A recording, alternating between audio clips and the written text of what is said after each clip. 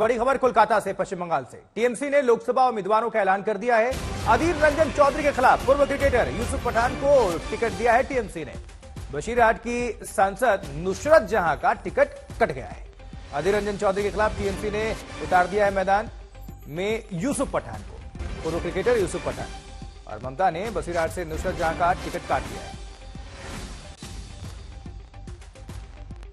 तो कहां पहले गठबंधन की बातें चल रही थी टीएमसी में और कांग्रेस में, और अब प्रत्याशियों का ऐलान कर दिया है टीएमसी ने। और अधीर रंजन चौधरी के खिलाफ दावेदारी पेश करने के लिए यूसुफ पठान पर दाव लगाया है टीएमसी ने। अभी ममता बनर्जी की रैली चल रही है, अभिषेक बनर्जी ने नामों का ऐलान किया और ये जो 42 प्रत्याशी हैं वो भी मंच पर नजर आ रहे हैं। हालांकि नुसरत जहां का टिकट काट दिया है पार्टी ने और अधीर रंजन चौधरी के खिलाफ यूसुफ पठान को मैदान में उतार दिया है। यूसुफ पठान टीम इंडिया के लिए खेल चुके हैं। इरफान पठान और यूसुफ पठान बड़े भाई हैं यूसुफ पठान, लेकिन उनको पश्चिम बंगाल से टीएमसी ने पार्टी उम्मीदवार बनाया है। और किसको कहां से उम्मीदवारी मिली है ये भी आपको हम दिखा रहे हैं।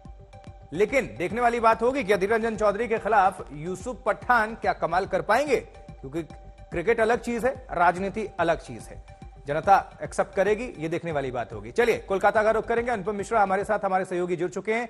अनुपम, इस जो टिकट ऐलान किया गया है टीएमसी की तरफ से, इसकी बड़ी बड़ी बातें क्या रही हैं? और एक ये भी बता दीजिएगा कि अधीर रंजन चौधरी के खिलाफ यूसुफ पठान पर दाव लगाया है टीएमसी ने, क्या सोचकर?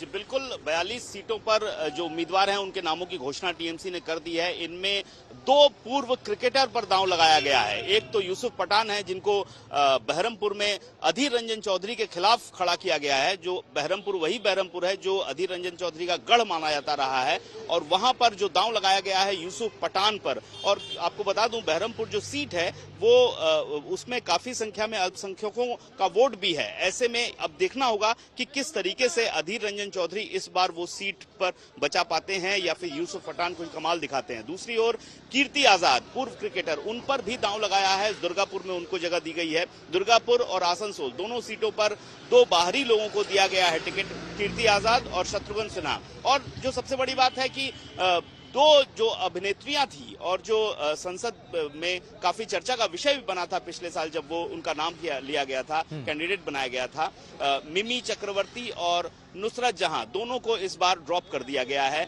मिमी चक्रवर्ती जादवपुर से थी, उनको ड्रॉप किया गया है। और बशीरहाट की सांसद नुसरत जहां, उनको भी इस बार ड्रॉप कर दिया गया है। और बाकी के जो जितने भी नाम हैं लगभग सब पर भरोसा, जो पुराने लोग हैं, पुरानी जो टिकट दिए गए थे उनमें भरोसा जताया गया है। कुछ नए नाम इसमें शामिल जरूर हुए हैं। उत्तर बंगाल जो खास तौर पर बीजेपी का गढ़ माना जाता रहा है, पिछले लोकसभा चुनाव में 7 की 7 सीटें बीजेपी को उत्तर बंगाल में मिली थी, वहां पर कुछ हेरफेर किया गया है, कुछ फेरबदल किया गया है ज्यादातर। लेकिन दक्षिण बंगाल जहां जो तृणमूल कांग्रेस का गढ़ माना जाता रहा है, वहां पर फेरबदल कम हुआ है। लॉकेट चटर्जी के खिलाफ एक और अभिनेत्री को खड़ा किया गया है, रचना बनर्जी। ये भी देखने वाली बात होगी। लॉकेट चटर्जी भी फिल्म जगत से आती हैं, पिछले बार चुनाव जीता था उन्होंने। इस बार क्या होता है ये देखने वाली बात होगी। तो ये सब मुख्य तौर पर अमूमन खास बातें हैं जो इस बार जो 42 उम्मीदवारों का नाम घोषणा किए गए हैं उनमें दिख रही है।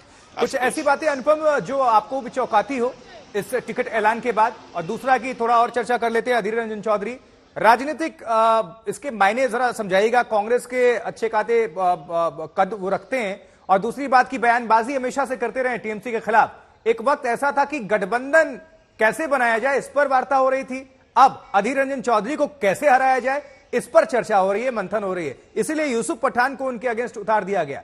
क्रिकेटर रहे हैं, टीम इंडिया के लिए खेले हैं, शायद कुछ कमाल कर जाए, लेकिन जमीनी हकीकत क्या है?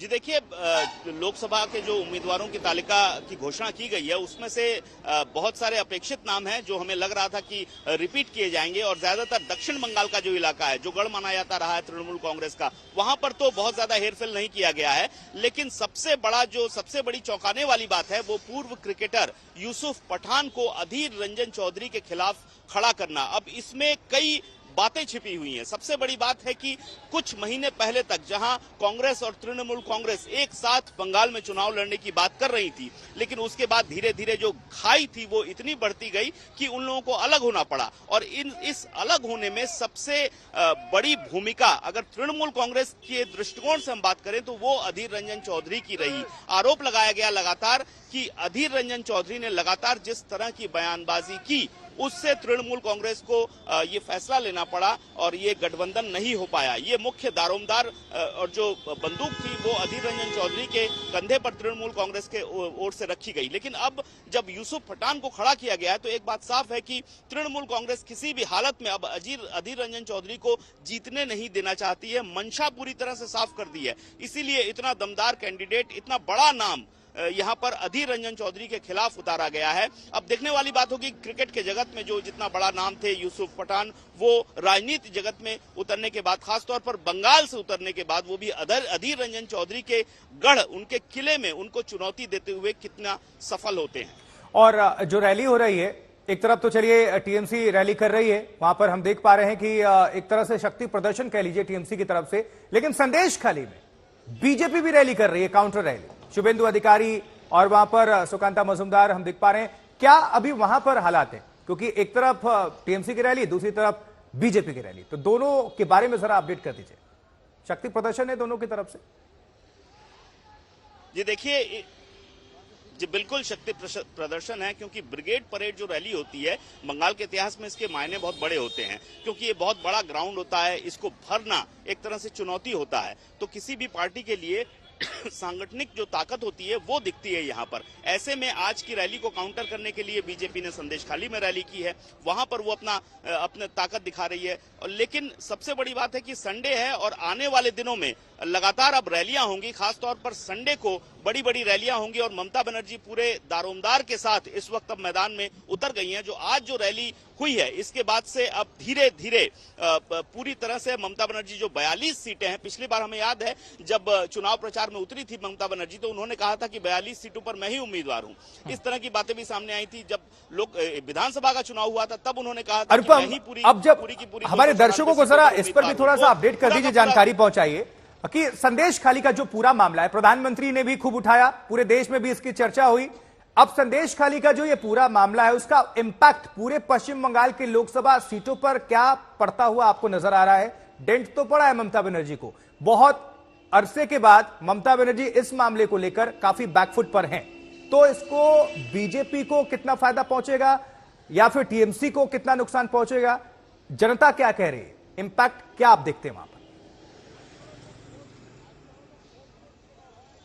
जी देखिए, एक बात तो साफ है कि ममता बनर्जी थोड़ा दबाव में जरूर आ गई थी जब संदेशखाली का मामला सामने आया था। एक तरह से बीजेपी में जिस तरीके से इस पूरे मसले को आंदोलन के रूप में खड़ा किया और प्रधानमंत्री नरेंद्र मोदी ने लगातार 4 रैलियां की, तो ऐसे में एक बात तो साफ हो गई कि बीजेपी की जो कोशिश है संदेशखाली के इशू पर, मुद्दे पर, महिला सुरक्षा के मुद्दे पर आगे बढ़ना, लड़ना 42 सीटों पर।